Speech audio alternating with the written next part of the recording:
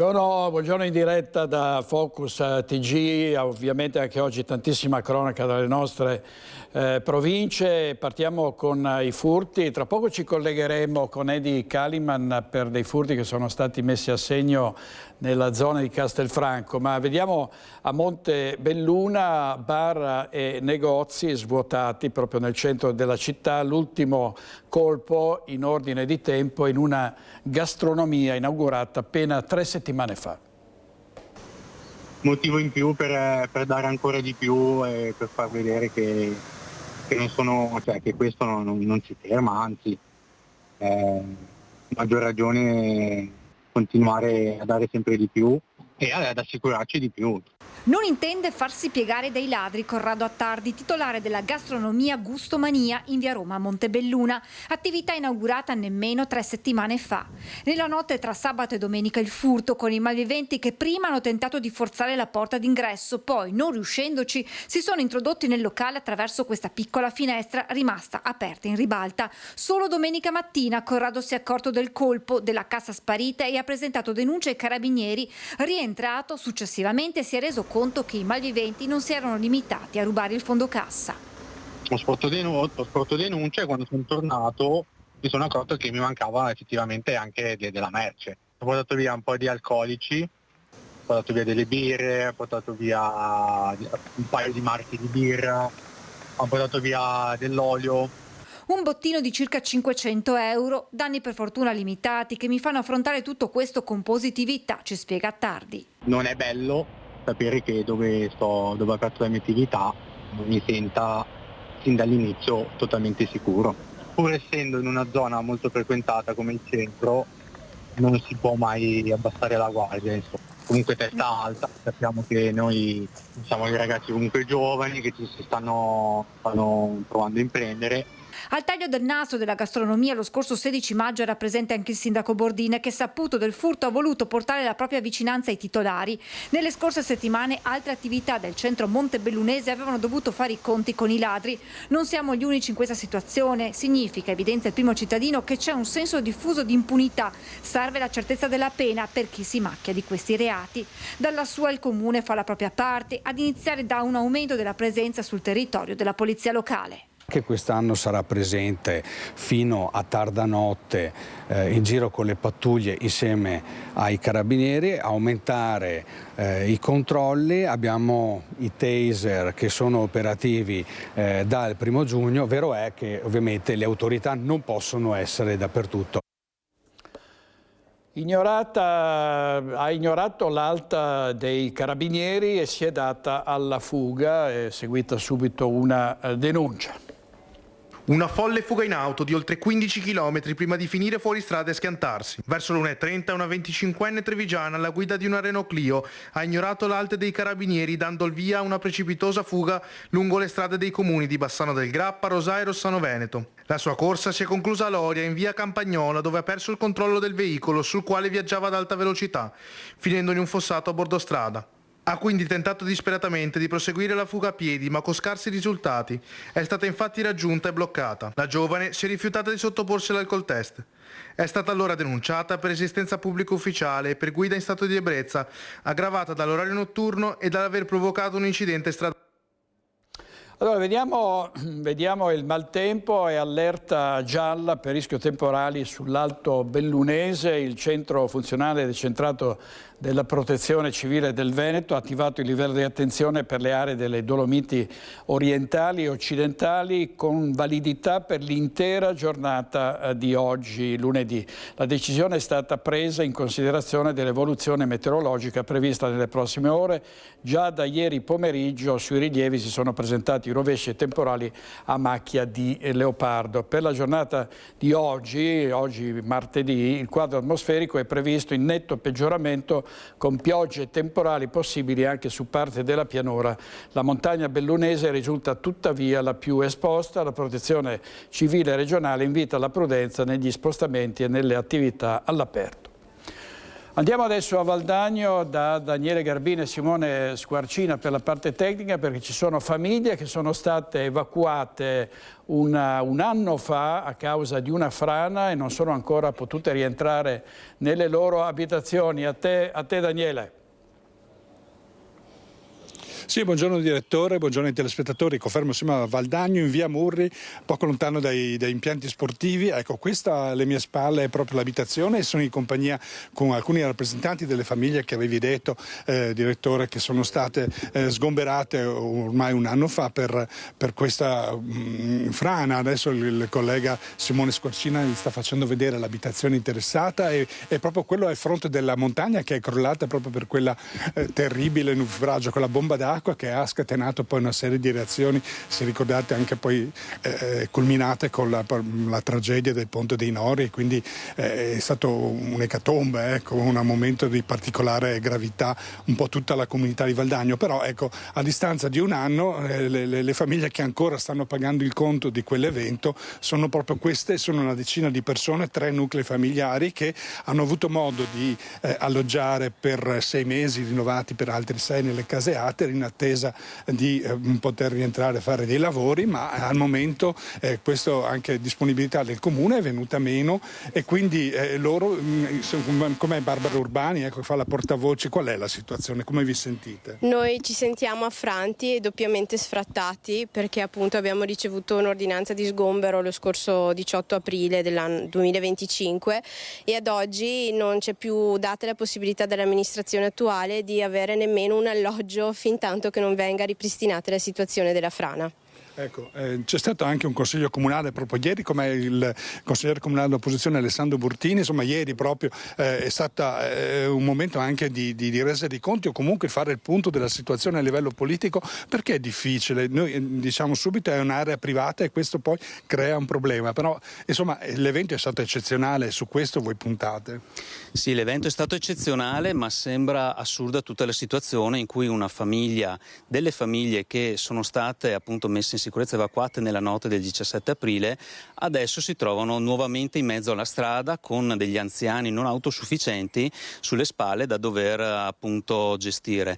E su questa cosa abbiamo trovato una chiusura totale da parte dell'amministrazione che non condividiamo e siamo certi che si può e si deve fare di più per andare incontro a questa causa di difficoltà. Ecco, diciamo subito che noi abbiamo provato a contattare l'amministrazione, in questo momento c'è una riunione di giunta, quindi contiamo eventualmente poi di sentire il sindaco e l'amministrazione che risposte dare. Comunque ricordiamo che tra queste 10 persone ci sono anche delle persone fragili, ecco, mi diceva qui un altro inquilini, il senso di impotenza, ecco, perché ci sono anche degli anziani. Esattamente, noi ci troviamo in una situazione paradossale, assurda, perché come diceva la Barbara qua presente, siamo stati sfrattati 2 volte, questo non è per niente piacevole. È una situazione che deve assolutamente cambiare, anche perché questa inerzia, insomma, bisogna risolverla in qualche maniera. Certo, ovviamente noi in questo momento abbiamo preso carico anche delle vostre richieste, noi faremo il possibile di dare anche voce a chi sta soffrendo e soprattutto non vede una via d'uscita. Seguiremo ovviamente gli sviluppi anche politici con la politica, con l'assessore. Direttore, se non hai domande in questo momento il collegamento magari finisce qua. Attendo indicazioni e casomai se avessimo anche novità con il sindaco eventualmente poi ti chiediamo la linea, quindi da Valdagno al momento è tutto, a voi la linea. Grazie Daniele, sì, eventualmente se doveste avere il sindaco allora richiedeteci la linea o per altri aggiornamenti. Adesso andiamo sempre in diretta, Onè di Fonte, andiamo da Nancy Galdi e da Tommaso Migot, il nostro operatore, perché continuano a dormire in macchina padre e figlio che hanno perso l'uso dell'abitazione in seguito al sequestro di un'area dove si trovava anche la loro casa. Andiamo in diretta da Nancy Galdi a te Nancy. Sì, buongiorno direttore, da Onè di Fonte, siamo in via Castellana. Qui la Guardia di Finanza ha sequestrato un'area di 4.000 metri quadrati in cui c'è anche la casa e l'azienda di Franco Pietrobon, qui alla mia destra. Piccolo imprenditore, gestisce da una vita questa attività di import ed export di parti di autoveicoli e non solo. Adesso dal 25 maggio Franco abita nella sua auto con il figlio. Dunque Franco, che cos'è successo? Perché hanno sequestrato l'area? Hanno sequestrato l'area che dicono che sto inquinando, ma questa qua è la quarta volta che lo fanno. È la quarta volta che lo fanno, perché dicono che ho un'autodemolizione che è abusiva. Io non ho un'autodemolizione, ho un import-export. Riconosciuto dal tribunale che mi ha assolto nel 2010. Cosa devo fare non lo so, perché qua il comune, sono andato anche ieri, mi hanno chiamato, loro vogliono darmi una casa provvisoria, ma siccome sono venuti qua a sequestrare con le bugie e io non credo più a quello che dicono. Non credo più, perché loro di me non interessano. Mi interessa il discorso attività. Ecco, appunto, lei si è rivolto anche al comune. Sì, mi sono rivolto anche al comune, ma mi ha risposto che mi danno una casa provvisoria tra 3 settimane. Sì, ma siccome ti ho detto come prima, che sono venuti con le bugie, e io non credo più, non posso credere a quello che dicono. Questa è già la quarta volta che succede. Quali sono le motivazioni per la quarta volta? Le stesse delle altre volte, che sto inquinando, che ho materiale che è inquinante, sì, le stesse cose. Lei adesso abita qui nella sua auto, che adesso mostriamo anche ai telespettatori, lungo la strada, una strada tra l'altro molto frequentata. Sì, guarda, peggio di Monza. L'auto non funziona? Oh, la macchina, l'auto non va perché l'alterratore non carica, perciò non ho aria condizionata, non posso muovermi come voglio. E c'è anche il passaggio di camion, perché c'è un'azienda qua vicino. Qua c'è un terremoto qua, perché se vedi i camion che passano qua è una cosa pazzesca. E hanno anche toccato la sua auto? 3 volte me l'hanno toccato anche la mia auto, sebbene che è fuori strada, fuori parcheggiata, quando girano toccano col culo, toccano su la macchina. Pericoloso in tutti i sensi, anche per le condizioni di salute? Anche se ho i miei problemi, cioè 76 anni ci sono, con tutti i problemi che ho. Scusate ragazzi, scusate. Lei ora non sa per quanto... No, non lo so. Solo Dio.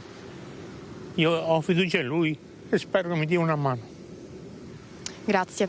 Grazie a Franco Pietrobon e grazie anche a Tommaso Migotta, la parte tecnica. Direttore, per il momento qui da Onè di Fonte è tutto, ti restituisco la linea. Grazie a Nancy Galdi e vediamo se potrà intervenire anche la Mirella con il suo programma Sveglia Veneti, e sapete quanto si prodiga Mirella Tuzzato per aiutare le persone in difficoltà, a meno che non sia già intervenuta, perché la Mirelluccia è velocissima.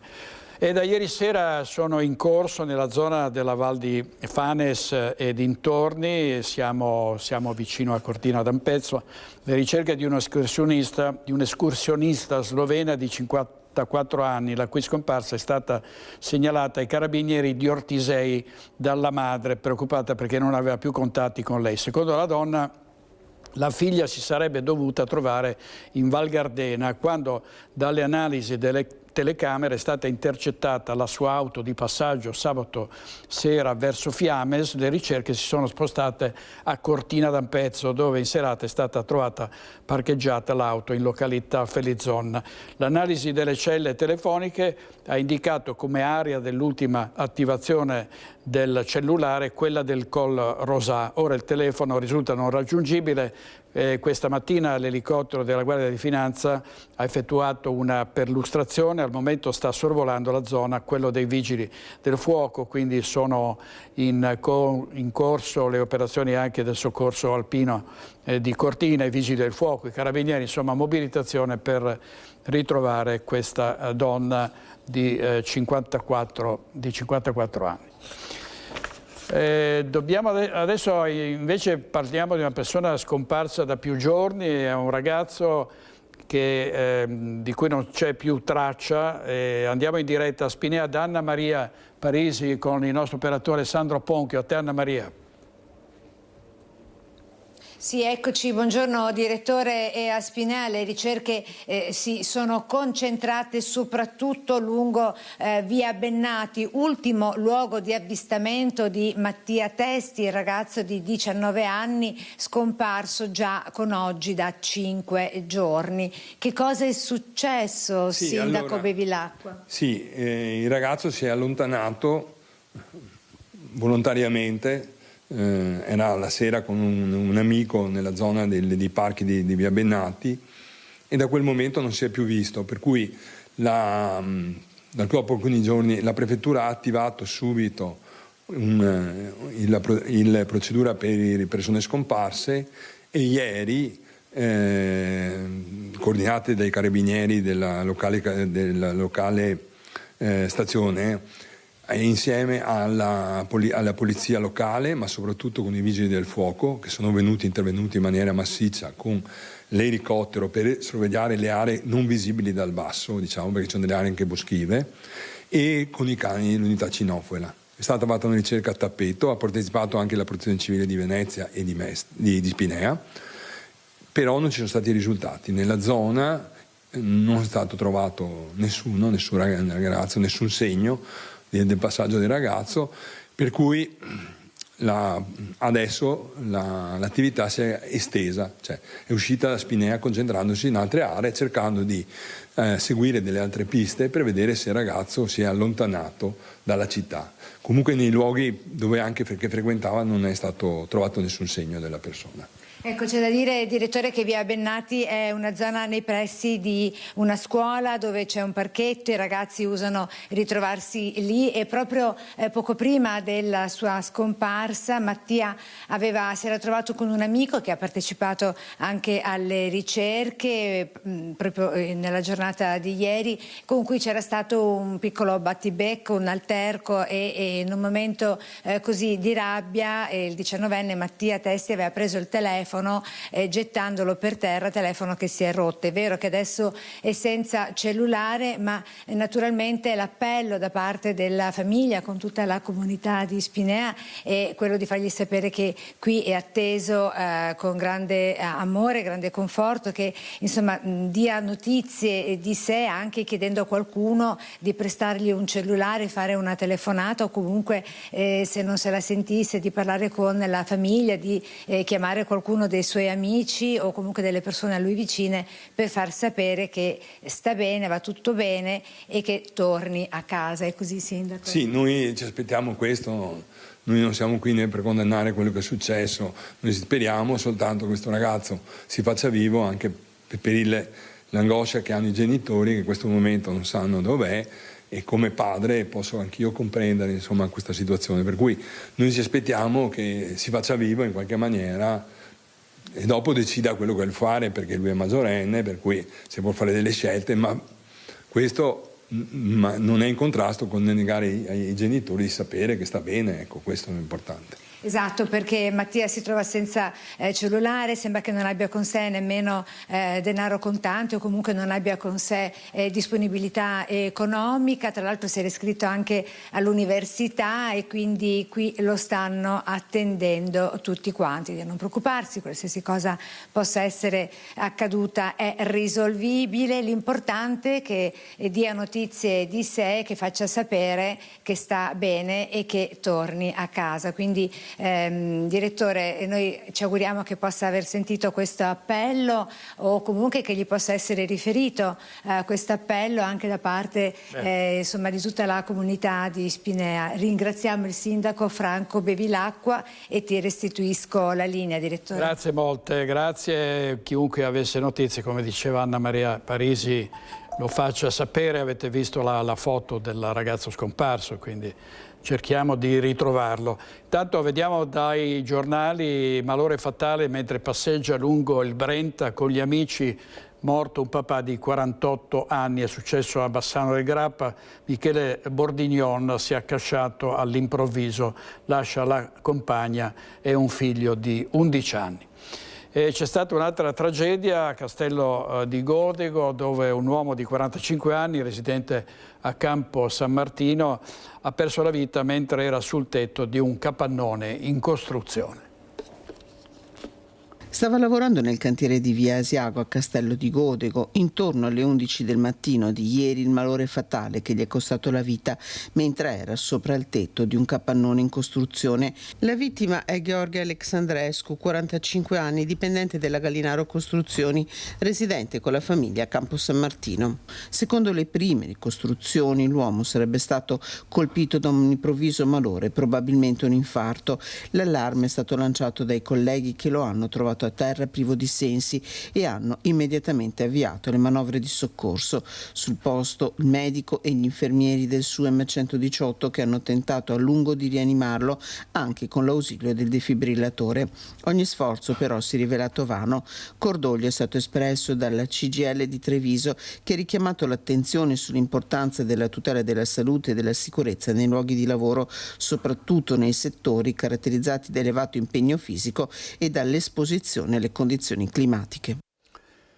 Servizio di Chiara Gaiani, oggi in regia Francesco Ceronna e Andrea Basso. Andiamo avanti, anzi riprendiamo con i furti. Avevamo parlato in apertura dei furti a Montebelluna. C'è stato un raid dei ladri tra Salvatronda e Borgo Pieve. Siamo nel Trevigiano. In diretta Edi Caliman con Nicoletta Rizzetto per la parte tecnica. Te, Edi.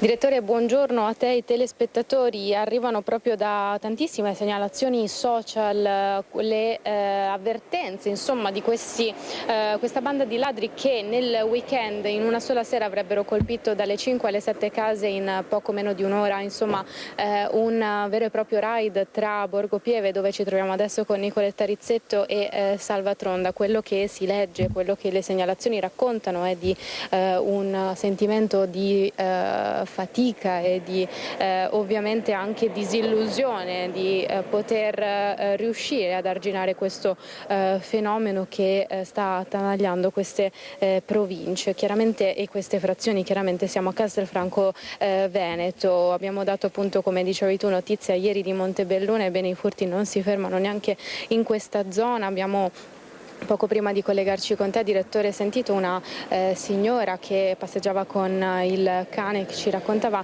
di come in realtà la notizia di case svaligiate, di irruzioni, di tentate irruzioni in queste zone siano assolutamente frequenti e quasi quotidiane. Le si sentono al tabacchino, come invece al fruttivendolo o in panificio. Quello che preoccupa è appunto il fatto che non ci si sa più come difendere quello che denunciano le persone ormai stanche sui social. Chiaramente noi siamo partiti qui da Borgo Piave e ci dirigiamo ora a Salvatronda per cercare la testimonianza proprio di chi queste segnalazioni le ha fatte tramite il gruppo di cittadini che si riunisce sui vari social per cercare di aiutarsi e avvisarsi nel caso di eventuali pericoli. Direttore, se abbiamo novità ovviamente ci ricolleghiamo con te, con Nicoletta Rizzetto. Grazie molte di Caliman e Nicoletta Rizzetto. Andiamo avanti con i Maranza. A Jesolo c'è stata l'ennesima rissa e poi un minorenne rapinato da 2 giovani poi arrestati dai carabinieri. Due italiani, un minorenne e un maggiorenne, hanno rapinato un minorenne davanti a un bar di Jesolo in piazza Carducci, ma i carabinieri di San Donà di Piave l'hanno individuato poco dopo e arrestato. La vittima stava camminando sul marciapiede quando è stata accerchiata e derubata di una collana d'oro, un cellulare e i documenti. Poco prima l'Arma era intervenuta in ausilio della polizia locale di Jesolo per sedare una rissa tra due gruppi di giovani in piazza Marconi.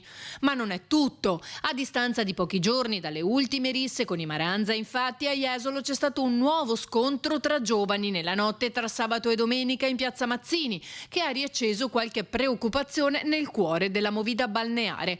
Ma il vice sindaco tranquillizza la popolazione. Un terzo episodio che risulta comunque circoscritto come gli altri due, addirittura qui non parliamo di Maranza e di gruppi di persone, ma dalle notizie di stampa che abbiamo sono due soggetti, si conoscevano, che hanno iniziato una lite e si è dimostrata comunque subito la risposta tempestiva da parte della polizia, dei carabinieri che sono intervenuti su un posto, quindi bene, la città risponde.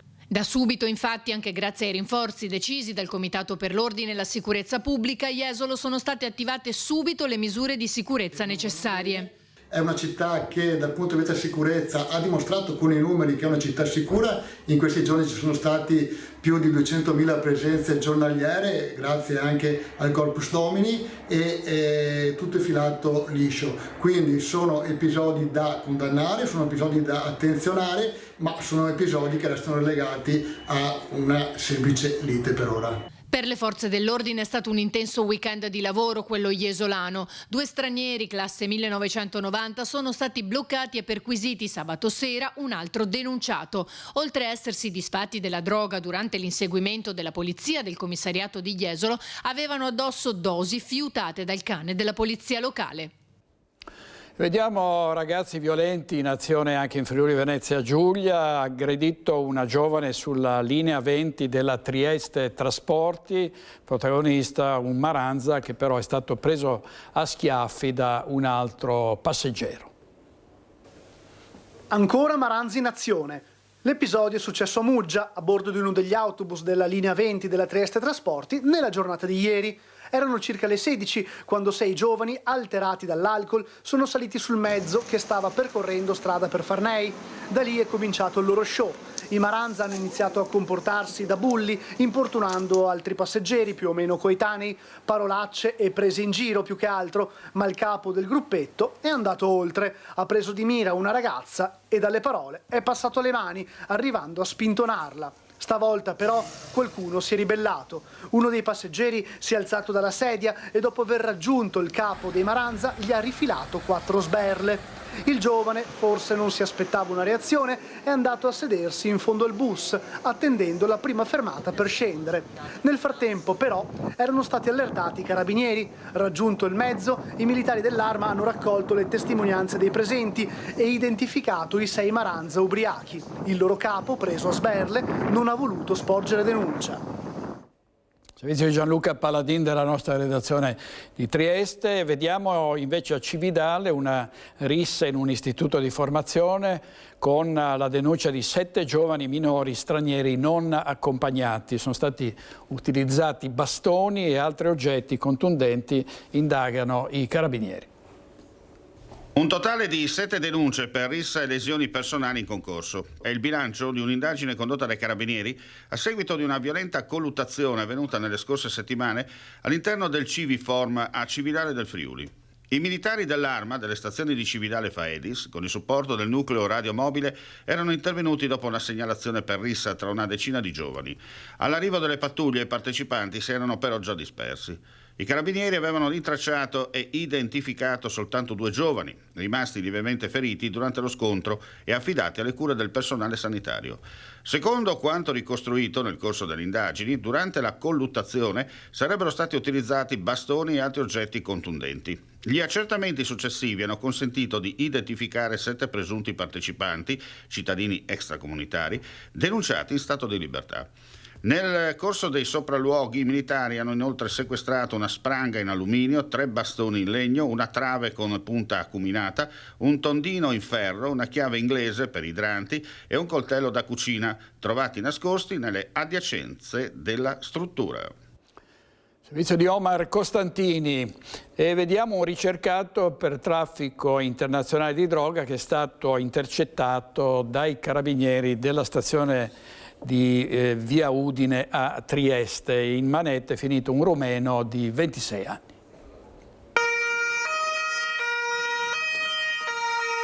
Trafficava droga a livello internazionale ed era fuggito dalla Romania, suo paese natale, per evitare il carcere. Ma il narcotrafficante è stato rintracciato e arrestato. Deve scontare 4 anni di reclusione. L'operazione è stata portata a termine dai carabinieri della stazione di Scorcola a Trieste. I militari dell'Arma hanno dato esecuzione a un mandato di arresto europeo emesso dalle autorità romene. L'operazione risale al pomeriggio del 28 maggio, ma la notizia è emersa solo ora. Il ricercato risultava residente a Udine, ma di fatto era irreperibile. Non per i carabinieri di Trieste, che lo hanno intercettato nel capoluogo della regione, ironia della sorte, proprio in via Udine. Dunque sono scattate le manette. Il rintraccio è stato reso possibile anche grazie all'intensificata attività di controllo del territorio decise in sede di Comitato Provinciale per l'Ordine e la Sicurezza Pubblica. Dopo i necessari riscontri dattiloscopici e le formalità di rito in caserma, il cittadino romeno è stato condotto al carcere del Coloneo in attesa della procedura di estradizione. Grave episodio nella nottata a Montebelluna con un ragazzo in bici che ha insultato pesantemente una donna che stava passeggiando da sola. Il giovane, probabilmente un nordafricano, è stato affrontato dal titolare di un noto locale. Sentiamo. È estremamente teso il clima, ovviamente la nuova generazione sta creando un sacco di problemi, molti problemi di ordine pubblico, c'è di notte molto spaccio di droga, abbiamo osservato anche proprio ieri sera che c'è stato un ragazzo che ha importunato una ragazza, l'ha rincorsa in bicicletta, insulti pesanti. Tipo sessista. Esattamente. Parole ed epiteti irriferibili, decisamente volgari, quando da poco è passata la mezzanotte, ma qui in centro a Montebelluna, di chi era presente, nessuno si è girato dall'altra parte, a cominciare da Matteo Saretta, titolare dell'Osteria Inn di Piazza Negrelli. A chi è rivolta lei? Si è rivolta a delle persone che stavano passeggiando, che dopo sono arrivate qua all'interno del locale. E noi, una volta che abbiamo capito qual era il soggetto, siamo intervenuti. Saretta racconta di aver intercettato il giovane, 20enne nordafricano, davanti al suo locale, affrontandolo apertamente. Abbiamo discusso del fatto, lui ha parlato prevalentemente del suo Dio, sì che non so che Dio abbia, comunque non è il Dio mio di sicuro. Nessuna colluttazione fisica, assicura l'oste del centro, che nel 2024 con tanto di minacce era finito nel mirino di un branco di giovanissimi perché si era rifiutato di dare loro birra e alcolici. Il suo approccio non cambia. È giusto che affrontiamo il problema, non dobbiamo far finta di non vedere il problema. Rimango sempre col fatto che ci possano essere delle ronde notturne. Okay? In maniera che le istituzioni diano un attimo, non voglio dire di autorità, però la possibilità che possano passare, che ne so, dei carabinieri, quelli in pensione o altre persone, che si facciano vedere che vigilano di sera. Allora, i maltrattamenti in famiglia, la polizia ha arrestato un 20enne che minacciava i familiari con un coltello. Sentiamo. Minaccia i familiari con un coltello in un appartamento. Viene lanciata la segnalazione, arriva la polizia. Gli agenti della squadra volante intervengono in via Fantoni a Vicenza e trovano 2 donne di origine libica in forte stato di agitazione. Raccontano di essere state minacciate dal fratello che ha pure messo a soqquadro tutto l'appartamento. Dopo aver messo in sicurezza le donne, gli agenti trovano all'interno dell'appartamento l'uomo, un libico di 20 anni che inveisce contro le sorelle. Accompagnato in questura è stato arrestato e portato nella casa circondariale di San Pio X. Che riguarda il rinvio al 15 giugno dell'udienza preliminare per l'omicidio di Alessandro Venier, il 35enne che era stato fatto a pezzi a Gemona. Davanti al GUP gli avvocati delle 2 imputate, Lorena Venier e Maylin Castro Monsalvo, hanno comunicato di aderire allo sciopero nazionale, cioè gli avvocati delle imputate, ma su questo vediamo il servizio della nostra redazione di Udine. Vediamo. È stata rinviata al 15 giugno l'udienza preliminare davanti al giudice Camilla Del Torre del Tribunale di Udine del processo per l'omicidio aggravato e il vilipendio di cadavere di Alessandro Venier. Le due imputate, Lorena Venier e Melin Castro Monsalvo, saranno chiamate a comparire in aula. Il giudice ha infatti disposto la traduzione in carcere al Palazzo di Giustizia, anche se entrambe potranno decidere di non essere presenti rinunciando alla possibilità di assistere all'udienza. Il rinvio è stato deciso per l'astensione, proclamata dalle Camere penali da oggi fino al 12 giugno, di tutti gli avvocati difensori delle donne accusate di aver ucciso e fatto a pezzi il cadavere di Alessandro Venier e di parte civile a tutela della figlia di Melin Castro e del compagno per cui la donna è accusata dei reati contestati come ispiratrice ed esecutrice materiale. Per Lorena le accuse la inquadrano invece come organizzatrice ed esecutrice materiale. Il giudice, in funzione dell'astensione dei legali e dell'impossibilità a procedere con l'udienza, ha sospeso i tempi di calcolo della massima custodia cautelare, che sono in scadenza il 31 luglio, per evitare di arrivare lunga sull'emissione del decreto di rinvio a giudizio, ritardo che comporterebbe la scarcerazione delle donne ad 1 anno dal fermo disposto sia per Lorena, che aveva anche confessato, che per Meilin, che invece aveva chiamato il 112 per informare della presenza del cadavere della vittima nel garage nascosto in un bidone della spazzatura. Per quanto riguarda la situazione della figlia di Meilin e Alessandro, la piccola, che ha compiuto 1 anno il 31 gennaio scorso, è in attesa di essere affidata ai nonni materni, che hanno intenzione di portarla in Colombia con loro. Il Tribunale dei minori si esprimerà tra settembre e ottobre, ma tutto sembra andare nella direzione del via libera all'affido. Ancora per la cronaca giudiziaria, è stato condannato a 15 anni di reclusione con rito abbreviato Leonard Sheu, che è accusato di aver ucciso Roberto Basso, il tabaccaio di Jesolo, che venne ammazzato a maggio, nel maggio di 2 anni fa. Il PM aveva avanzato una richiesta di 16 anni di carcere e il giudice ha condannato lo Sheu alla pena di anni 15 di reclusione. Questa è la sentenza con cui si chiude il procedimento per l'omicidio di Roberto Basso, il tabaccaio 64enne di Jesolo, ucciso nella notte tra il 5 e il 6 maggio 2024 all'interno della sua abitazione di via Antiche Mura da Leonard Sheu, pizzaiolo di origine albanesi di 36 anni, reo confesso dell'assassinio del commerciante durante un tentativo di furto. Il processo si è celebrato con rito abbreviato, formula richiesta dal difensore dell'imputato, l'avvocato Mauro Serpico. Un risultato che professionalmente ci lascia chiaramente soddisfatti per il lavoro eseguito. Riteniamo che la pena sia equa e congrua rispetto alla personalità, soprattutto dello Sheu, che è un soggetto assolutamente incensurato, che è la prima volta che ha delle vicissitudini di carattere giudiziario. Peraltro, non appellando la sentenza, la condanna in forza della riduzione del sesto prevista dalla riforma Cartabia diventerebbe quella di 12 anni e 6 mesi di reclusione. Sheu, nel corso del processo di primo grado, ha fornito anche delle dichiarazioni spontanee. Ha manifestato tutto il suo pentimento per quanto commesso, ha chiesto perdono e la possibilità di essere in qualche modo riabilitato nella società, rendendosi conto anche della difficoltà di ottenere questo perdono da parte dei familiari della vittima, che devo dire si sono rivelate delle persone comunque oltremodo corrette anche per il comportamento serbato in udienza. Sheu era stato fermato circa 11 mesi dopo l'omicidio del tabaccaio, lasciato riverso a terra in una pozza di sangue dopo essere stato colpito più volte con un cacciavite. Sheu ha già scontato circa 1 anno e mezzo di carcere, quindi non appellando, ribadisco, la pena diventerebbe quella di 12 anni e mezzo e considerate le liberazioni anticipate, la pena finale effettiva da scontare sarà intorno ai 9 anni e mezzo. Questo vuol dire che tra 3-4 anni lo Sheu potrà iniziare a beneficiare di misure alternative alla detenzione, permessi premio e quant'altro. Intervista di Anna Maria Parisi. Torniamo all'uccisione in Mozambico di Monsignor Osorio, di 54 anni, che era stato freddato con un colpo di fucile al cuore. In un video pubblicato dalla Vita del Popolo, la sua ultima uscita tra i fedeli 24 ore prima dell'agguato.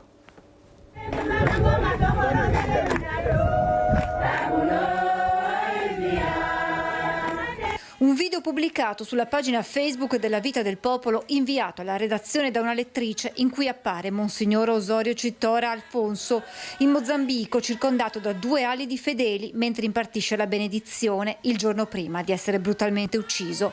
Immagini di festa e gioia che stridono con quello che sarebbe successo da lì a poche ore al vescovo di Quelimane. Era stato lui stesso giovedì ad inviare il video alla lettrice del settimanale diocesano, raccontandogli i chilometri percorsi tra messe e celebrazioni di Cresime e di essere molto stanco. 24 ore dopo il presule verrà ucciso nella sua residenza episcopale, freddato da un solo colpo di fucile dritto al cuore. Una vera e propria esecuzione, con il corpo ritrovato nel corridoio in una pozza di sangue, un braccio proteso come in un ultimo tentativo di difesa.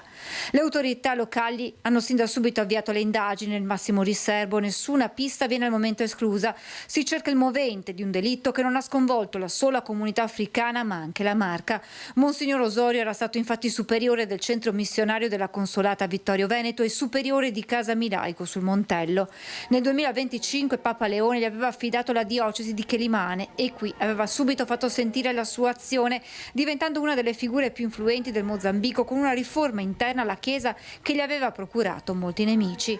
In queste ore nelle diocesi di Vittorio Veneto e Treviso si stanno programmando momenti di preghiera per ricordare la figura di Monsignor Osorio, l'eredità che ha lasciato prima nella Marca, poi in Africa.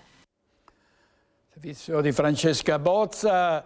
Si avvicina la festa di Sant'Antonio ed è stato presentato a Padova dalla Caritas il progetto 13 giugno 2026. Andiamo in diretta da Chiara Gaiani con Federico Cibotto. A te, Chiara.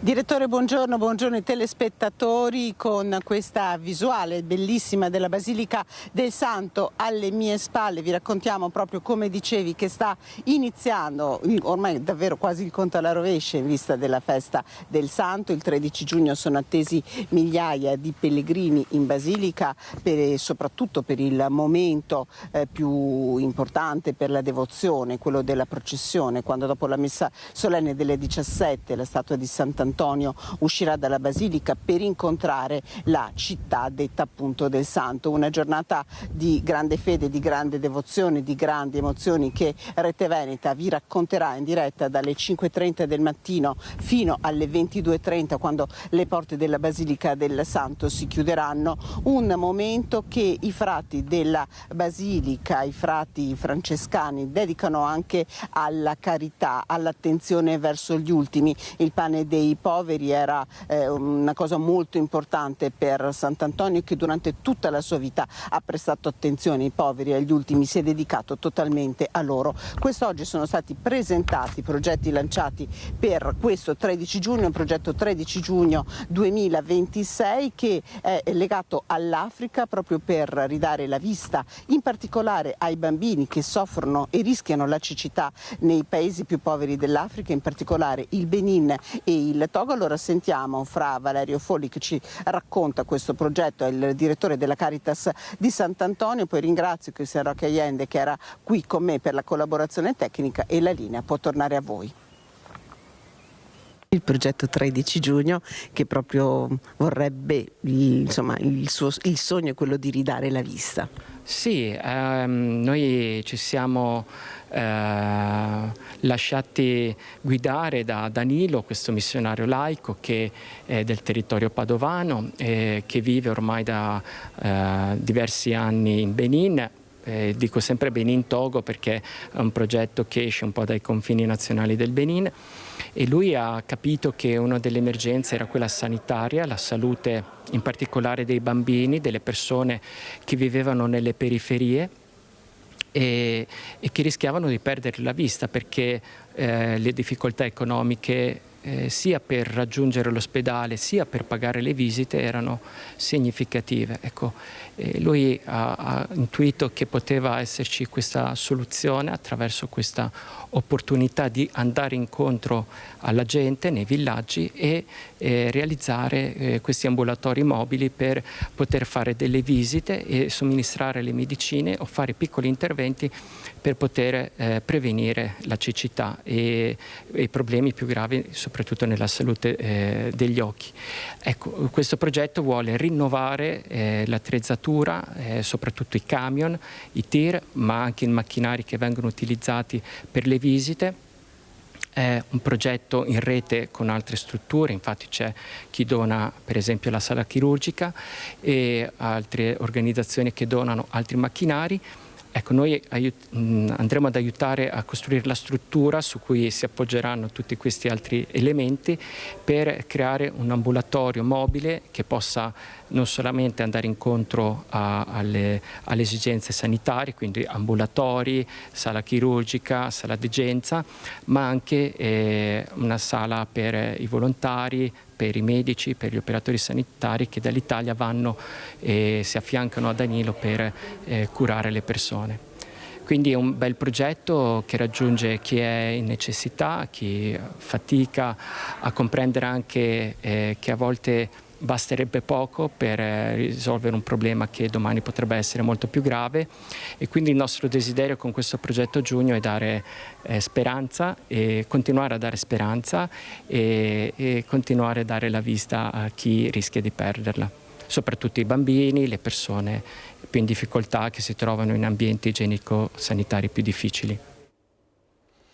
Don Andrea Guglielmi, abate di Bassano, lascia la città con destinazione Vicenza. Ci racconta di qual è stato il significato di questi 10 anni, ma anche di quel che ha visto per quanto riguarda i giovani e le fragilità delle nostre comunità. Sentiamolo al microfono di Vanessa Banzato con il contributo tecnico di Alessandro Costacurta. Don Andrea Guglielmi, per 10 anni abate di Bassano del Grappa, a settembre lascia la città e andrà a Vicenza a ricoprire un ruolo completamente diverso da quello che ha portato avanti qui a Bassano. Certo è che 10 anni vissuti con i bassanesi e le bassanesi, e tra l'altro attraversati anche da tante situazioni a livello mondiale che hanno davvero rivoluzionato anche la nostra città. Come sono stati per lei? Sono successe tante cose in questi 10 anni, per esempio c'è stato il Covid, si sono moltiplicate le guerre che ci spaventano parecchio, no? E quindi tutto questo può generare anche nuove forme di fragilità e di povertà. Penso per esempio al mondo giovanile. Quante potenzialità ha il mondo giovanile oggi, parecchie, e quante fatiche possono esserci, per esempio nella percezione di un futuro che non offre così tante certezze, sicurezze e prospettive, ecco. Quindi può esserci una fatica in questo senso, ecco. Poi tutto questo quanto ci condiziona dal punto di vista economico, mi piacerebbe chiederlo ai servizi sociali e fare il punto della situazione, ecco, vedere se è possibile notare dei cambiamenti sensibili e monitorabili in tal senso, perché sono convinto che tante povertà rimangano anche nascoste poi. Io vedo una povertà enorme in una fascia di ragazzi che prevalentemente sono ragazzi che provengono da altre culture, da altri paesi, da altre tradizioni, quindi da famiglie che hanno viaggiato per venire qua. Sono ragazzi che noi non possiamo ignorare, la comunità non li può ignorare. Bassano mi ha dato tanto e sono convinto che Bassano sia un contesto che deve continuare ad essere un laboratorio per le caratteristiche che ha. Ecco, dal punto di vista storico, culturale, paesaggistico, naturale, sociale, per la fantasia che c'è qui, per la creatività che c'è qui, per lo spirito di iniziativa che c'è qui, per il senso anche di comunità che c'è, per la capacità di mettersi in rete, ecco, sulla quale si può sempre crescere, però Bassano io l'ho trovata un laboratorio, l'ho vissuta come un laboratorio, per me rimane un cantiere aperto e deve continuare ad esserlo. Ecco. Bassano è un processo che deve... Come affronta questa nuova sfida? Con fiducia, con fede e con fiducia e con spirito di servizio. Un'ultima battuta, cosa si sente di dire a tutta la gente di Bassano? Di sentirsi custodi. I bassanesi devono sentire l'orgoglio ma anche la responsabilità di essere i custodi di una enorme bellezza che c'è, che ha tante sfumature, tante sfaccettature, è un prisma. E però essere i custodi di una bellezza significa non essere gente che rimpiange, ecco.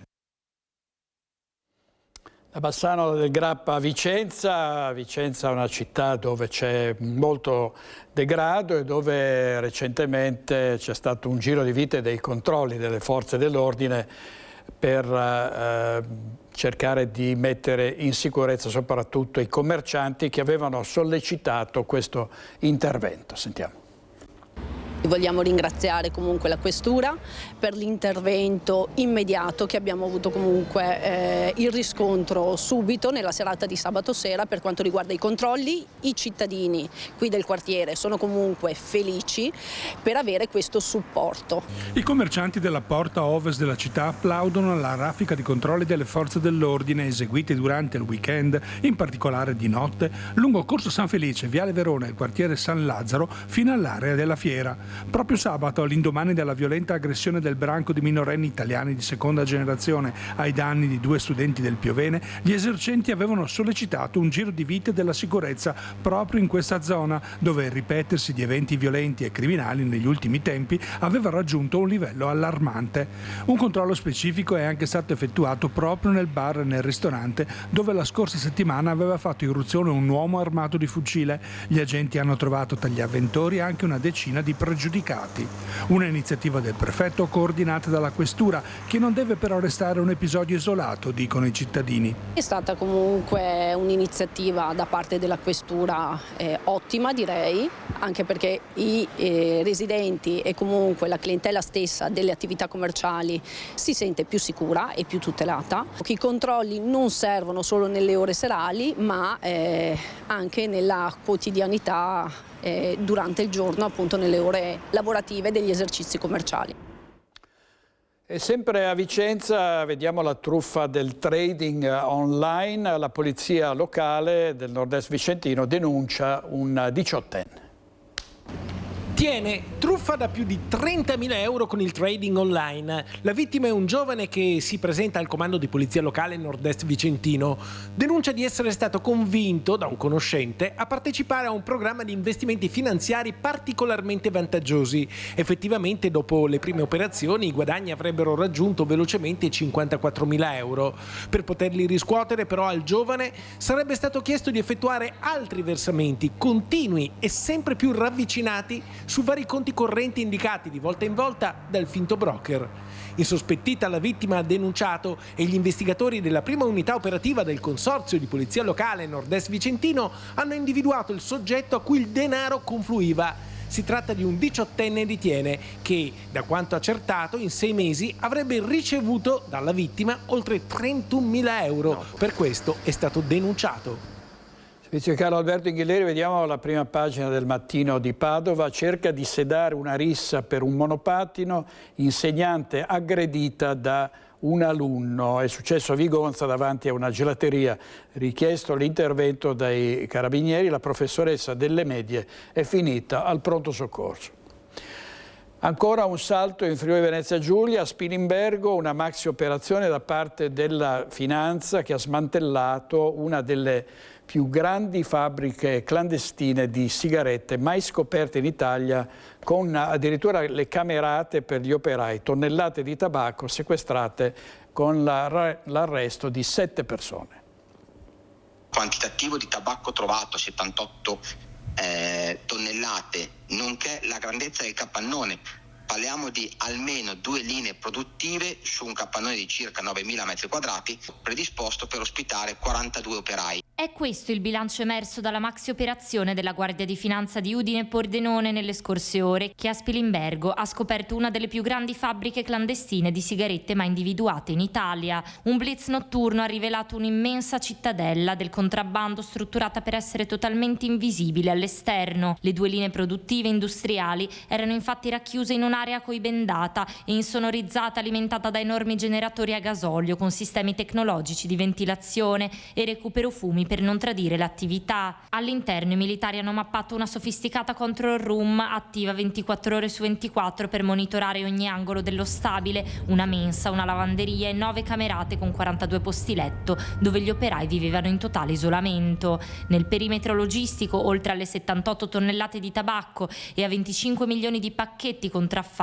le Fiamme Gialle hanno sequestrato anche 2 rimorchi e un autoarticolato con targa tedesca pronto a partire, del quale è stato arrestato il conducente insieme ad altri 6 tecnici ucraini sospesi a smontare i macchinari. Avevamo avuto elementi che ci permettevano di ipotizzare l'esistenza di una fabbrica dedita alla fabbricazione clandestina di sigarette. I successivi accertamenti ci hanno permesso di individuare e ridurre l'attenzione su qualche capannone, in particolare su Pordenone. I militari di Udine hanno visto uscire un autoarticolato che hanno deciso di pedinare in modo occulto. Quando si stava avvicinando al confine di Tarvisio, prima che uscisse dal territorio dello Stato, hanno deciso di sottoporlo a controllo. Sono stati trovati dei macchinari che generalmente vengono utilizzati in quella tipologia di fabbricazione, tra l'altro ancora caldi e con evidenti segni di recente utilizzo. Allora adesso parliamo di imprese, parliamo di economia. Con la crisi che è stata provocata da queste guerre, le imprese del Veneto guardano al sud-est asiatico. Andiamo in diretta da Elena Dal Forno che è, vedo insieme a Mario Pozza, a Castelbrando. A te Elena. Sì, buongiorno direttore, buongiorno naturalmente a tutti i telespettatori di Rete Veneta. Siamo con Mario Pozza a Castelbrando, location straordinaria, dove proprio qui è stato organizzato il primo forum per il sud-est asiatico per aprire una nuova finestra per i mercati delle nostre imprese, stritolate dai dazi di Trump, prese dentro un'instabilità che c'è in Europa in questo momento. Invece che cosa si apre per queste imprese italiane? Qui c'erano 30 buyer internazionali a guardare com'è il Made in Italy.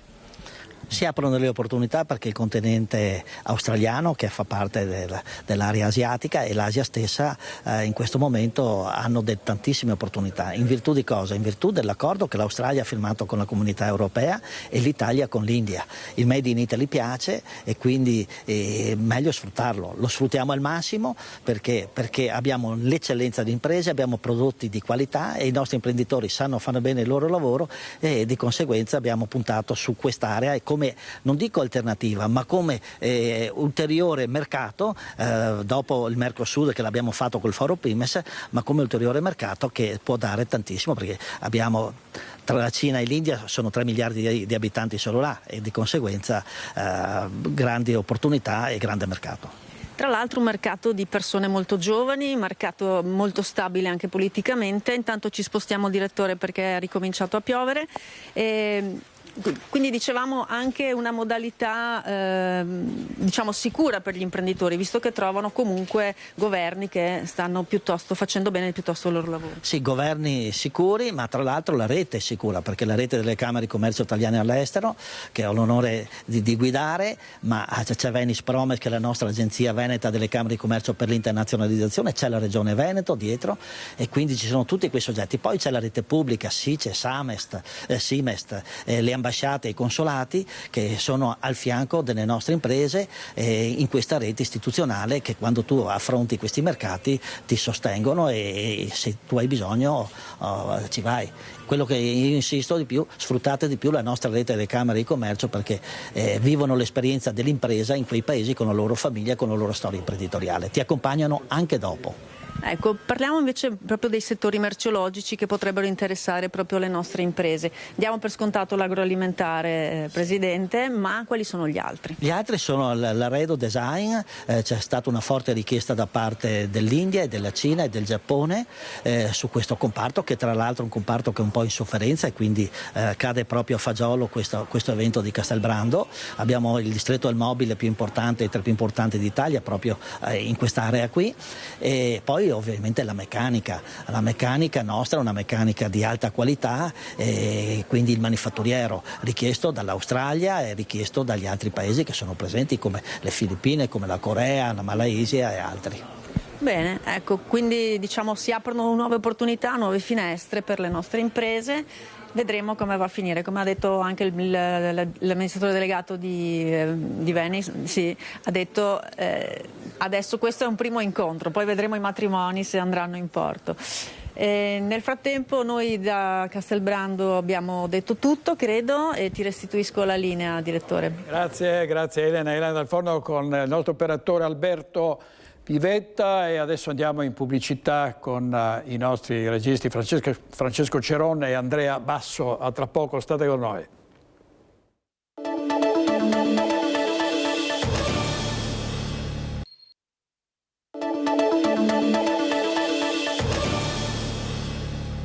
Nuovo in diretta con altra cronaca. In fiamme il tetto di un magazzino in via Gogna a Vicenza. È successo nella notte, nessun ferito per fortuna in questa occasione. Vediamo.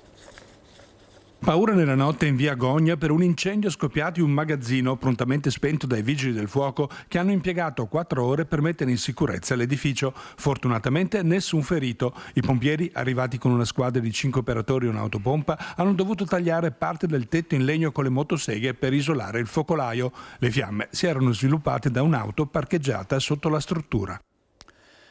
E vasto incendio ieri sera intorno alle 21:15 in via Castellana a Refrontolo. Le fiamme hanno interessato il granaio di un'abitazione.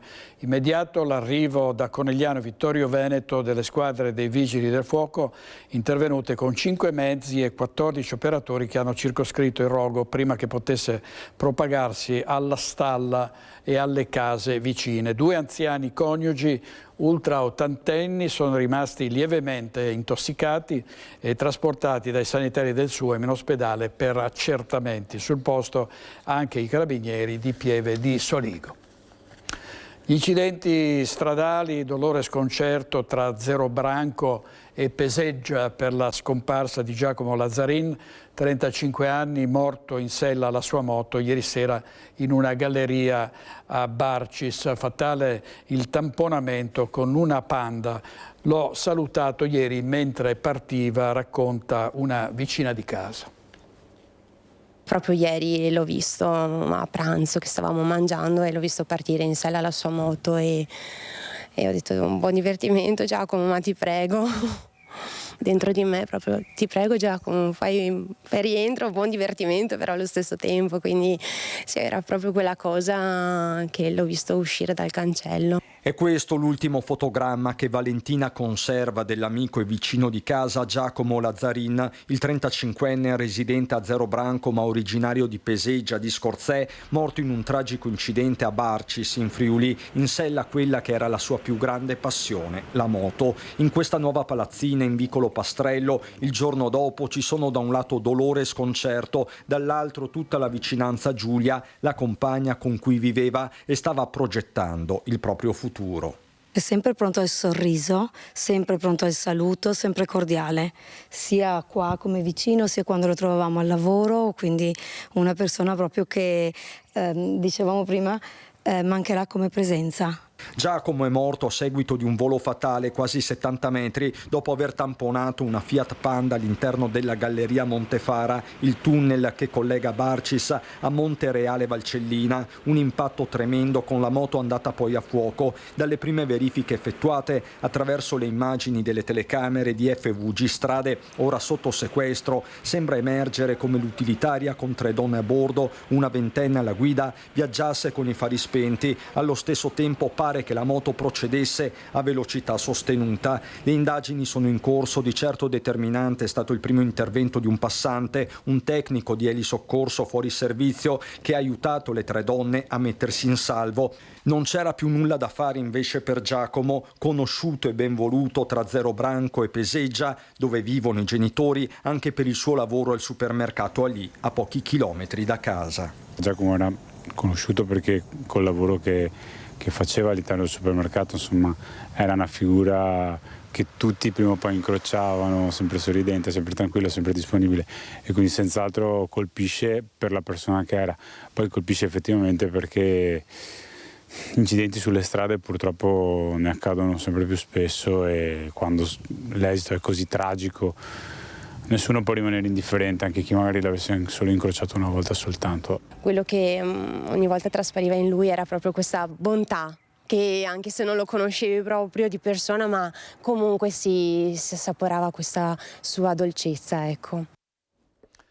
E a Riese Pio X, la morte di un altro centauro di 37 anni è la quarta vittima in 2 soli giorni. Stefano Minella stava andando al lavoro in sella alla sua moto quando, a una manciata di metri di distanza dall'azienda dove era occupato, la Tecnoproject di Via del Lavoro a Riese Pio X, è morto. Aveva 37 anni, faceva il saldatore. Tutto è accaduto in pochi secondi. Il furgone che lo precedeva stava per svoltare a sinistra quando Minella, non accorgendosi della manovra del conducente, ha tentato il sorpasso che gli è stato fatale. Un impatto tremendo. I sanitari hanno lavorato per più di mezz'ora nel tentativo di rianimarlo, ma purtroppo non c'è stato nulla da fare, come ci racconta Giacobbe Torresan, dipendente di una delle aziende lungo la via della tragedia e volontario del SUEM 118 di Pieve del Grappa, la prima persona corsa in soccorso di Stefano Minella. Appena arrivato ho visto questo ragazzo che era a terra in una pozza di sangue e ci siamo messi in contatto subito con la centrale SUEM di Treviso e ci hanno guidato in videoconferenza e abbiamo iniziato subito le manovre di rianimazione cardiopolmonare. Torresan aveva con sé un defibrillatore di cui è dotata l'azienda per cui lavora e ha provato il tutto per salvare il 37enne. Noi abbiamo fatto tutto il possibile, in modo però le cose a volte non vanno come vogliamo. Sul luogo del sinistro anche l'elisoccorso, oltre all'ambulanza, per i rilievi la polizia locale in supporto i carabinieri. Una corsia della strada è rimasta chiusa per ore per le operazioni di messa in sicurezza e sgombero dei mezzi. Minella è la quarta vittima delle nostre strade in 2 giorni. Da una quindicina d'anni si era trasferito da Salerno a Casella d'Asolo, dove viveva con la fidanzata. Sul luogo della tragedia sono arrivati i familiari e gli amici, distrutti da un dolore che non si può raccontare. E dolore e cordoglio anche ad Alpago, una comunità sconvolta per la morte di Matteo Denès, di soli 19 anni, che ha perso la vita in un drammatico schianto lungo la statale 51 in località La Secca. Una domenica pomeriggio trasformata in tragedia. Sono da poco passate le 4 quando la statale 51 fra Santa Croce del Lago e il Bivio per Farra d'Alpago diventa il mesto teatro dell'ennesimo violento impatto tra una moto e un'automobile. In sella alla prima c'è Matteo Denès, 19 anni appena, residente a Cornei. Il giovane stava percorrendo la statale in direzione Farra quando, per cause ancora in fase di accertamento, avrebbe perso il controllo della sua moto finita sulla carreggiata opposta in prossimità di una semicurva, mentre sopraggiungeva un automobilista che non è riuscito ad evitare lo scontro. L'allarme è immediato e a chiamare i soccorsi sono gli amici che viaggiavano con Matteo. Arrivano i vigili del fuoco, i sanitari del SUEM e l'elicottero Leone decollato da Treviso. I medici tentano a lungo di rianimare il ragazzo, ma le ferite riportate nella collisione sono troppo gravi e per il 19enne non c'è nulla da fare. La statale viene chiusa in entrambe le direzioni per consentire i soccorsi e i rilievi della Polizia Stradale di Belluno, chiamata ora a chiarire l'esatta dinamica dello scontro. Lievi invece le conseguenze per l'automobilista coinvolto. La notizia della morte di Matteo Denès si diffonde rapidamente in tutto l'Alpago. Studente del liceo artistico di Vittorio Veneto, aveva appena concluso il suo percorso scolastico e dal 18 giugno avrebbe affrontato l'esame di maturità.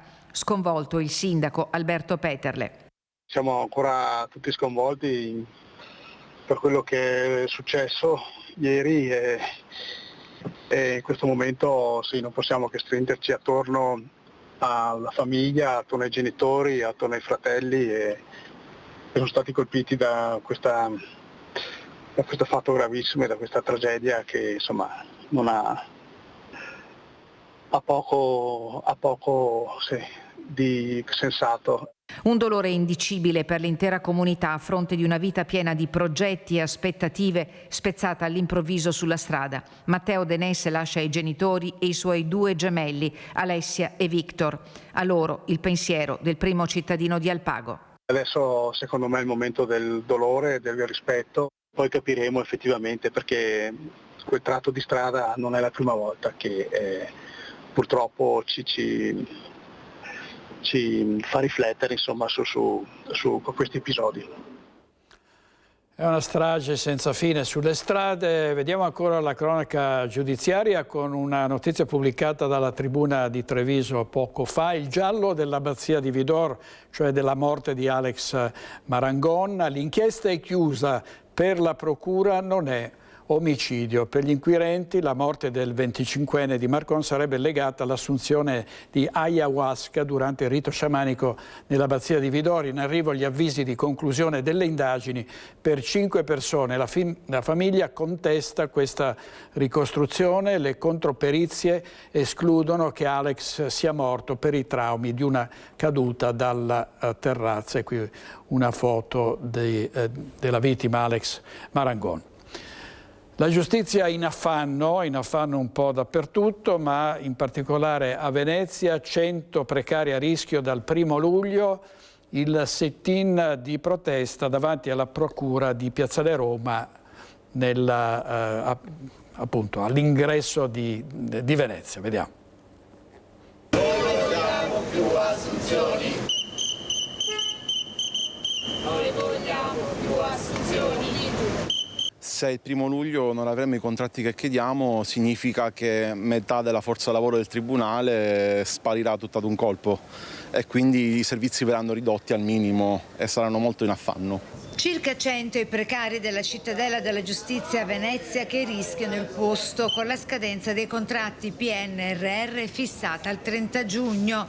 La denuncia arriva dalla funzione pubblica della CGIL che ha organizzato il presidio proprio davanti alla procura. Ad oggi, dopo aver espletato la prova finale per l'ufficio per il processo, non sappiamo ancora dove e quando prenderemo servizio a tempo indeterminato e quanti di noi potranno rimanere attualmente in servizio nella sede dove attualmente lavoriamo. In particolare, dai calcoli fatti, sembra che 1.500 persone a fronte di 8.200 UPP, cioè funzionari per il processo, non riusciranno a rientrare all'interno della stabilizzazione, quindi ancora c'è da chiarire questo aspetto, se saranno prorogati, sperando che vengano prorogati, che nessuno così rimanga a casa. Secondo il sindacato, negli uffici giudiziari locali mancano fino al 70% dei cancellieri e il 50% degli assistenti giudiziari. I lavoratori assunti nel 2022 per ridurre arretrati e velocizzare i processi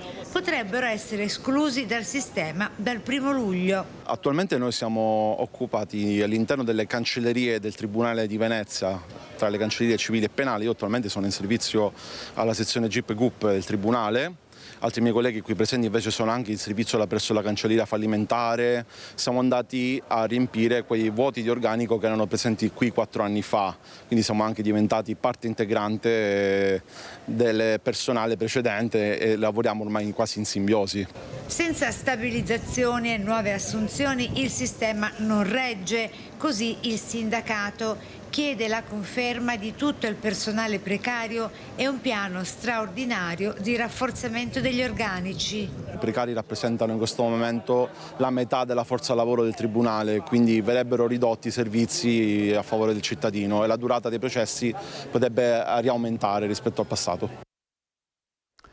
Case della comunità, a pochi giorni dalla scadenza legata ai finanziamenti del PNRR, la Regione del Veneto porta i medici di medicina generale al tavolo delle trattative. Senza di loro si rischia di avviare un servizio non del tutto corrispondente alle esigenze della popolazione. Le case della comunità hanno un grande potenziale per i cittadini del Veneto, ma senza medici di famiglia, infermieri, personale, professionisti sanitari rischiano di diventare degli scatoloni vuoti. A dirlo è il segretario regionale della Federazione Italiana Medici di Medicina Generale, Enrico Peterle. Secondo me le case della comunità sono una grande opportunità per tutti, per creare un nuovo modello di assistenza territoriale. Chiaramente la base di questo modello sarà sicuramente l'esistente. Le case della comunità saranno un'integrazione per far fronte ai bisogni emergenti della popolazione attuale. La scadenza della partita, immensa per portata economica e di rilevanza nazionale, è quella del 30 giugno, data in cui le strutture dovranno essere operative. Se calcoliamo che la prossima riunione del tavolo delle trattative fra medici e regione è fissata il 15 di questo mese, si può ben capire quanto ridotto sia lo spazio di manovra. Parliamo di che cosa vanno a fare i medici e ovviamente qual è la remunerazione per i medici. Si tratta tuttavia di costruire un progetto nuovo per il Veneto, perché non esistono ancora dei progetti strutturati, che vada in qualche modo a creare un nuovo tipologia di modello di presa in carico dei pazienti all'interno di queste nuove strutture. Insomma, appare chiaro che senza i medici di famiglia la partita fa fatica pure a iniziare. Ma quali sono i rischi? Il rischio per noi è di non essere presenti in questa partita, perché manca da parte regionale della definizione di quelli che sono appunto gli obiettivi. A questo punto anche gli obiettivi dei medici di medicina generale sono piuttosto chiari. Sono entrambi, sono sia che cosa si va a fare e ovviamente la remunerazione. Noi ci stiamo aspettando ormai già da mesi questa proposta e diciamo che le case della comunità e la scadenza del 30 giugno è nota ormai da anni, però siamo qui agli ultimi 15 giorni ancora a dover definire questi dettagli, insomma. Servizio Ferdinando Garavello, 2 minuti di pubblicità e torniamo da voi.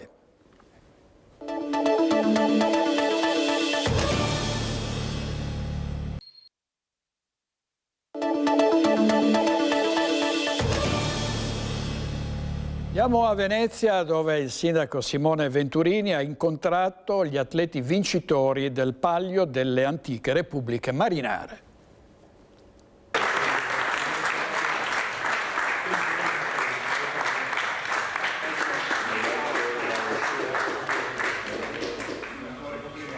Lo scorso 2 giugno a Pisa hanno partecipato alla 71esima edizione del Palio delle Antiche Repubbliche Marinare, in cui l'equipaggio maschile ha conquistato il primo posto.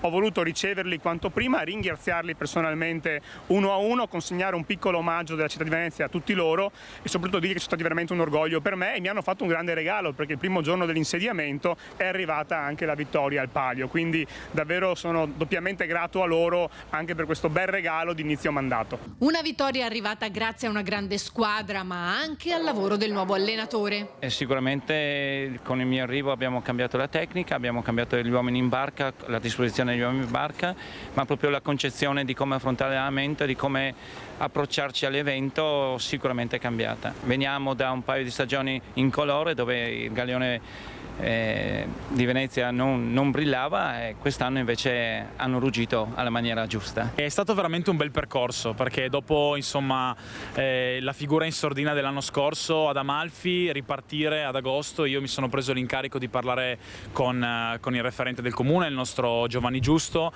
e consigliargli appunto un nuovo tecnico per poter pareggiare quelli che erano gli armi delle altre repubbliche, perché gli staff tecnici erano tutti molto competenti. Ho consigliato Spartaco, sono molto contento che abbia accettato, e siamo partiti da novembre con un percorso lungo, e è bello, no? Arrivare in fondo, conquistare una vittoria dopo appunto aver faticato tanto e aver creduto in un progetto che poi si è rivelato vincente. Un trofeo che mancava da 7 anni e che ha interrotto la serie di 4 vittorie consecutive del Galeone di Genova, un risultato con cui Venezia raggiunge 35 affermazioni nel medagliere della competizione. Mi sento veramente in dovere di ringraziare loro, ma anche di sentirmi orgoglioso di rappresentare questa grande squadra in questa grande disciplina che a livello nazionale insomma è un qualcosa di spettacolare nella storia, ma anche nell'aggiornamento attraverso quello che l'agonismo puro e sano si fa distinguere, e Venezia io credo sia la migliore in Italia. Applausi anche per il secondo posto dell'equipaggio femminile entrato nella competizione nel 2022. Un momento d'oro questo per gli sportivi della città col calcio in Serie A e l'Umana Reyer pronta alla finale scudetto. E non per merito mio evidentemente, ma sono arrivati. Venezia in Serie A è sicuramente una grande notizia. Devo dire, più in generale si stanno anche raccogliendo i frutti di tanti investimenti nel mondo sportivo, non da ultimo insomma la realizzazione degli impianti che nei prossimi 2 anni daranno casa al basket e al calcio in impianti finalmente da città europea. Dopo l'incontro anche il sindaco Venturini è salito sul Galeone in attesa del prossimo anno in cui il Palio sarà disputato proprio a Venezia e potrebbero esserci interessanti novità. Partera e Parmar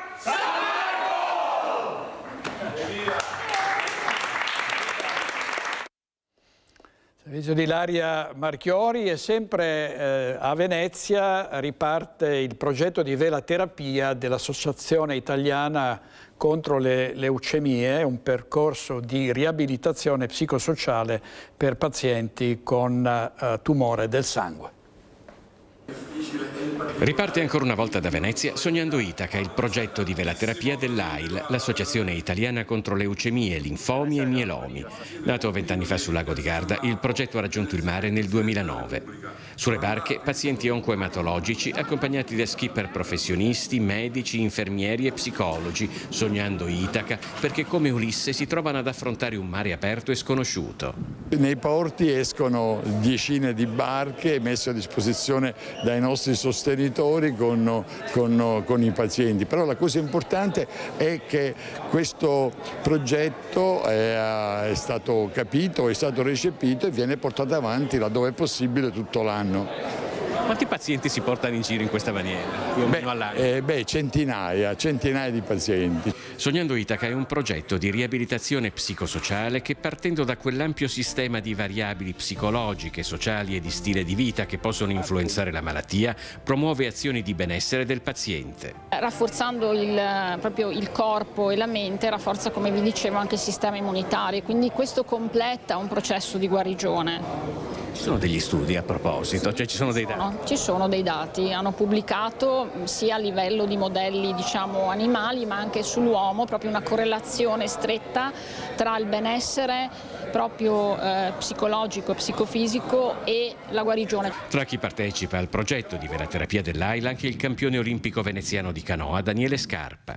Staccarsi da terra e andare per acqua lascia sempre un certo timore, però una volta vinto, una volta superato, la gioia, la bellezza da qualsiasi età è inimmaginabile, quindi la consiglio soprattutto a livello psicoterapeutico per uscire anche da momenti di depressione dovuti alla malattia, perché la malattia ti crea queste concause che sono poi alla fine deleterie per star meglio. Le barche, i bambini e i ragazzi che si imbarcano su queste barche, ed è una cosa importantissima vivere una giornata di questo tipo. Io li ho visti trasfigurati al timone di una grande barca, un bambino piccolo perché aveva 9 anni, sentirsi praticamente il re del mare, un Marco Polo in miniatura, una cosa. Quindi è importantissimo questo rapporto, come tante altre cose che noi AIL facciamo.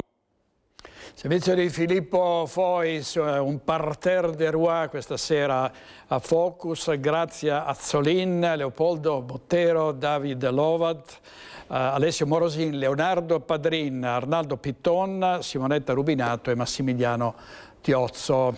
È tutto per oggi, grazie per averci seguito fin qui, grazie ai nostri registi Francesco Cerone e Andrea Basso, stasera attorno alle 21:15, 21:20.